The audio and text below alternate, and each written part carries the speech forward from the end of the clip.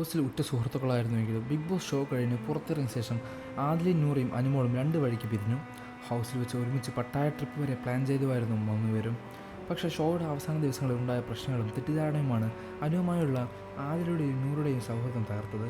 സഹമത്സരാർത്ഥികളായിരുന്നു മറ്റെല്ലാവരുമായും ആദിലയും നൂറയും സൗഹൃദം പുലർത്തുന്നുണ്ട്. ഇപ്പോഴത്തെ ആദിലയും നൂറയും കുറിച്ച് അനുമോൾ അടുത്തിടെ പറഞ്ഞ വാക്കുകളാണ് ശ്രദ്ധ നേടുന്നത്. കൊടുത്ത സ്നേഹം തനിക്ക് തിരിച്ചു കിട്ടിയില്ലെന്ന് അനുമോൾ പറഞ്ഞു. ഞാൻ യാഥാർത്ഥ്യത്തിൽ ആ വീട്ടിൽ ജീവിക്കുകയായിരുന്നു. എൻ്റെ ക്യാരക്ടറാണ് ഞാൻ അവിടെ കാണിച്ചത്. അല്ലാതെ ആരുടെയും സ്നേഹം പിടിച്ചു പറ്റാൻ വേണ്ടി ഒന്നും ചെയ്തിട്ടില്ല. എല്ലാവരുടെയും അടുത്തും ഒരുപോലെയാണ് നിന്നത്. എനിക്കുള്ള നെഗറ്റീവ് വഴക്കുണ്ടാക്കി കഴിഞ്ഞാൽ അതിൻ്റെ പേരിൽ സോറി പറയാൻ പോകാതെ എൻ്റെ സ്റ്റാൻഡിൽ ഞാൻ ഉറച്ചു നിൽക്കാറുണ്ട്. തുടക്കത്തിൽ ശൈത്യമായിട്ടായിരുന്നു ഞാൻ കൂടുതൽ കമ്പനി. അതിനുശേഷമാണ് നൂറുമായിട്ടും ആദിലയുമായും സൗഹൃദത്തിലാകുന്നത്. ഞാൻ കടുത്ത സ്നേഹം എനിക്ക് പക്ഷേ തിരിച്ചു കിട്ടിയില്ലെന്ന് പിന്നീട് മനസ്സിലായി. എന്നിരുന്നാലും ഇപ്പോഴും എനിക്ക് അവരുടെ അടുത്ത് ഇഷ്ടം മാത്രമാണ്. പിണക്കവും കാര്യങ്ങളൊന്നുമില്ല. അനുമോൾ പറഞ്ഞു തുടങ്ങി. പുറത്ത് എന്താണ് നടക്കുന്നതെന്ന് നമുക്ക് ഹൗസിലിരുന്നാൽ അറിയാൻ കഴിയില്ല. ആര് പറഞ്ഞു തരും? എന്തെങ്കിലും ഗസ്റ്റ് വന്നാൽ പുറത്തെ പോസിറ്റീവാണോ നെഗറ്റീവാണോ എന്ന് ചോദിക്കണോ എന്നായിരുന്നു ഞങ്ങളുടെ പ്ലാൻ. പക്ഷെ ആരും ഒന്നും പറഞ്ഞു തരില്ല. വൈൽഡ് കാർഡ് വന്നപ്പോൾ ഞങ്ങൾ ചോദിച്ചിരുന്നു ആർക്കൊക്കെയാണ് പോസിറ്റീവ് ആർക്കൊക്കെയാണ് നെഗറ്റീവ് എന്ന്. അവർ കള്ളമാണ് പറഞ്ഞത്.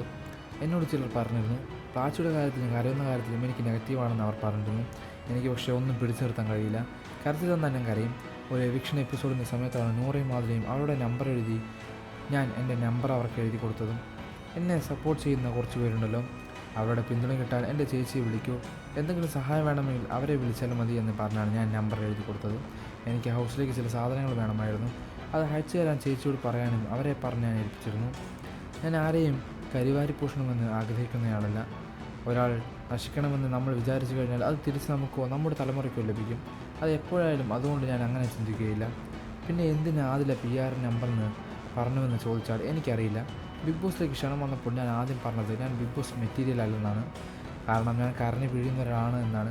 അത് കേട്ടപ്പോൾ എനിക്ക് കിട്ടിയ മറുപടി അനുവിനെ പോലെ ഒരാളെയാണ് വേണ്ടത് എന്നാണ്. കാരണം കരയുന്ന ഒരാളെ വേണ്ടതാണത്രേ. കരയാൻ വേണ്ടിയാണോ എന്നെ കൊണ്ടുപോകുന്നതെന്ന് ചോദിച്ചപ്പോൾ അനു ഫണ്ണായിട്ടുള്ള ആളല്ലേ എന്നായിരുന്നു മറുപടി. ശേഷം വീട്ടുകാരോട് ഇതേക്കുറിച്ച് ചർച്ച ചെയ്തു, സുഹൃത്തുക്കളോടും ചെയ്തു, മുൻ ബിഗ് ബോസ് മത്സരാർത്ഥികളോടും ചോദിച്ചു. എല്ലാവരും പോകാനാണ് പറഞ്ഞത്. വീട്ടുകാർ പക്ഷേ തടഞ്ഞിരുന്നു. നെഗറ്റീവ് വരുമെന്നാണ് അവർ പറഞ്ഞത്. പിന്നെ ഞാൻ കുറേ ആലോചിച്ചു. എൻ്റെ സമയം നോക്കി നല്ലതാണെന്ന് പറഞ്ഞു. അങ്ങനെയാണ് ബിഗ് ബോസ് പോയതെന്നും അനുമോൾ കൂട്ടിച്ചേർത്തു. കൂടുതൽ വാർത്തകളും വിശേഷങ്ങളും ഈ വീഡിയോ ലൈക്ക് ചെയ്ത് സബ്സ്ക്രൈബ് ചെയ്ത് സപ്പോർട്ട് ചെയ്യുക.